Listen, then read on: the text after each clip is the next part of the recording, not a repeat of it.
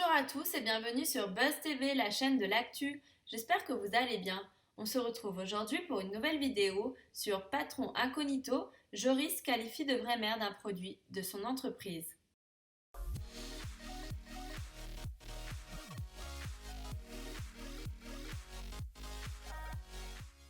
Dans un nouveau numéro de Patron Incognito, un salarié n'a pas hésité à dire honnêtement ce qu'il pense d'un produit vendu par son entreprise. Jusqu'à le qualifier de vraie merde, un avis tranché qui maintient encore aujourd'hui, il nous accorde une interview. C'est de la merde, dit Joris, salarié piégé dans le cadre de l'émission Patron Incognito, diffusée ce lundi 17 janvier 2022. Il n'a pas mâché ses mots devant celui qu'il pensait être un demandeur d'emploi. Il ne se doutait pas un seul instant qu'il venait de critiquer ouvertement les produits de son entreprise. Devant le Big Boss, Laurent de la Clergerie, le franc-parler et la spontanéité du jeune homme ont fait réagir les téléspectateurs. Au lendemain de la diffusion, Joris nous accorde une interview où il dresse le bilan de son aventure. Je me suis pas douté, dit-il, que c'était l'émission Patron Incognito. Mais je me suis dit à un moment, c'est pas possible, on se fout de ma gueule. Laurent jouait bien le parfait idiot qui n'y connaissait pas grand-chose en informatique. À un moment, on a parlé de réalité virtuelle. Il disait qu'il comprenait pas ce que c'était. Dans ma tête, je me suis dit, ouah, ils m'ont ramené une chèvre, c'est pas possible. Et il y a eu le fameux client avec le PC portable. Je suspecte encore aujourd'hui que cette personne soit un comédien, mais il s'avère que c'était surtout quelqu'un de très timide et mal informé. Je me disais depuis tout à l'heure, je me fais avoir, je rigole, mais je veux pas finir dans vidéo gag.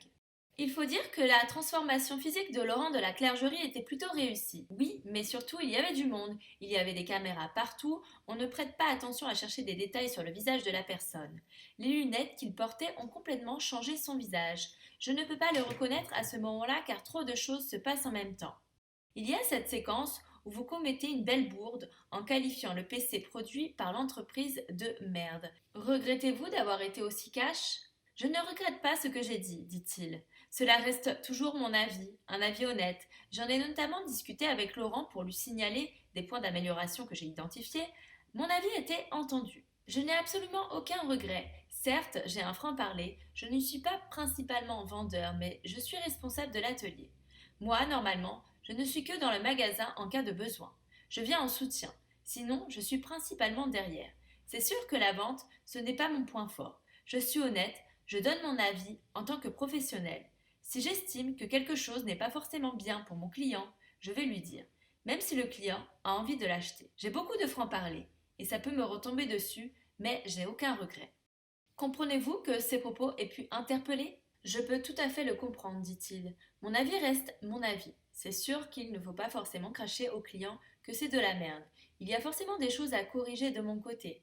Mais j'ai un devoir d'honnêteté, même si un vendeur est censé rester le plus objectif possible.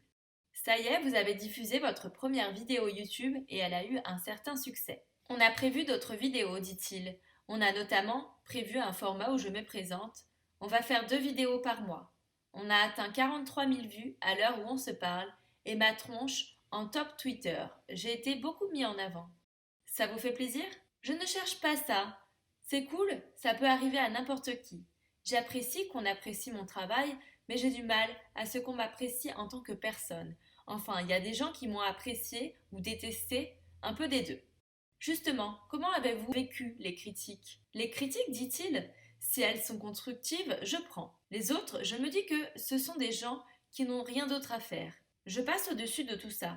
Les retours négatifs, si ce n'est pas constructif, comme quand on me dit que je suis arrogant, ça passe par une oreille et ça ressort par une autre. N'hésitez pas à liker si vous avez aimé cette vidéo et abonnez-vous à la chaîne pour être au courant des dernières actus.